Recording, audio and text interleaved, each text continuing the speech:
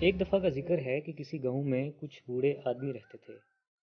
خاص بات یہ تھی کہ وہ بوڑھے آدمی جو آپس میں کافی گہرے دوست تھے، وہ سب کے سب اندھے تھے۔ پیدائشی طور پر ہی وہ سب آنکھوں کی بینائی سے محروم تھے۔ ایک دفعہ ایسا ہوا کہ ایک تاجر کا اس گاؤں سے گزر ہوا۔ اس تاجر کے پاس ایک ہاتھی تھا جس پر وہ سامان بھی لاتا تھا اور سواری بھی کیا کرتا تھا۔ گاؤں کے لوگوں نے ہاتھی کے بارے میں سنا تو سب لوگ اسے دیکھنے کے لیے اکٹھا ہو گئے۔ پورے گاؤں میں ہاتھی کا چرچا ہو رہا تھا۔ اب وہ بوڑھے آدمی جو اندھے تھے، ان کے دل میں بھی ہاتھی دیکھنے کا شوق پیدا ہو گیا۔ انہوں نے بھی اپنی زندگی میں ہاتھی کا بس ذکر ہی سنا ہوا تھا۔ اب وہ بوڑھے آدمی جو تعداد میں 6 تھے، وہ بھی ہاتھی سے ملنے چلے گئے۔ اب تھے تو وہ اندھے، آپ جانتے ہیں کہ اندھے جو ہیں وہ ہاتھ سے چھو کر چیزوں کو پہچاننے، محسوس کرنے کی کوشش کرتے ہیں۔ اب پہلا بوڑھا آدمی آگے بڑھا اور آہستہ آہستہ قریب جا کر ہاتھی کو چھونے کی کوشش کی۔ اس کا ہاتھ جا کر ہاتھی کی سونڈ میں لگا جو لہرا رہی تھی، بل کھا رہی تھی۔ اس نے واپس آ کر باقیوں کو بتایا کہ یہ جانور تو بالکل سانپ کی طرح ہے، اسی سے ملتا جلتا ہے۔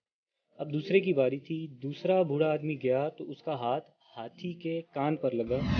اس نے آ کر پہلے کو ڈانٹنا شروع کر دیا، تمہیں تو کچھ پتہ ہی نہیں ہے، یہ ہاتھی تو سانپ کی طرح بالکل نہیں ہے، یہ تو ایک بڑے سے پنکھے کی طرح ہے۔ اب سب لوگوں میں اس بات پر بحث ہونے لگی۔ تیسرا بوڑھا کہتا ہے کہ تم رکو، تم دونوں کو تو کچھ پتہ ہی نہیں ہے، میں جاتا ہوں اور پتہ کر کے آتا ہوں کہ اس نے جا کر ہاتھ لگایا تو اس کا ہاتھ جا کر ہاتھی کے دانت میں لگا، اتنے موٹے اور لمبے لمبے دانت۔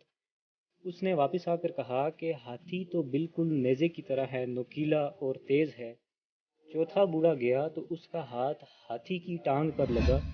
وہ بڑے جوش سے واپس آیا اور بولا کہ تم سب تو بیوقوف ہو، تم لوگوں کو تو کچھ بھی پتہ نہیں ہے، یہ ہاتھی تو بالکل درخت کے موٹے سے تنے کی طرح ہے، میں خود گیا ہوں، ہاتھ لگا کر سب چیزیں دیکھ کر آیا ہوں۔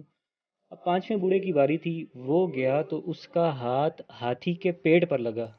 اس نے آ کر کہا کہ تم سب غلط ہو، یہ ہاتھی تو بالکل ایک بڑی سی کھردری دیوار کی طرح ہے۔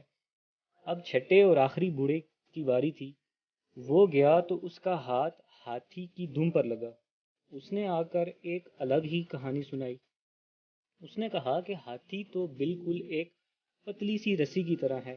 اب 6 کے 6 بوڑھے آپس میں بحث کر رہے تھے، ہر کوئی اپنے آپ کو صحیح اور دوسرے کو غلط ثابت کر رہا تھا۔ ہر کوئی اس بات پر اصرار کر رہا تھا کہ جو اس نے پرسیو کیا ہے، آبزرو کیا ہے، وہی صحیح ہے۔ وہ اس بات کو نہیں سمجھ پا رہے تھے کہ سب لوگوں نے ہاتھی کے جسم کے الگ الگ حصوں پر ہاتھ لگایا ہے۔ ان میں سے کوئی بھی پورے کے پورے ہاتھی کو نہیں چھو پایا ہے، اس لیے کوئی بھی ہاتھی کو مکمل طور پر نہیں سمجھ پایا ہے۔ سب کے سب اپنی جگہ پر صحیح بھی ہیں اور غلط بھی ہیں۔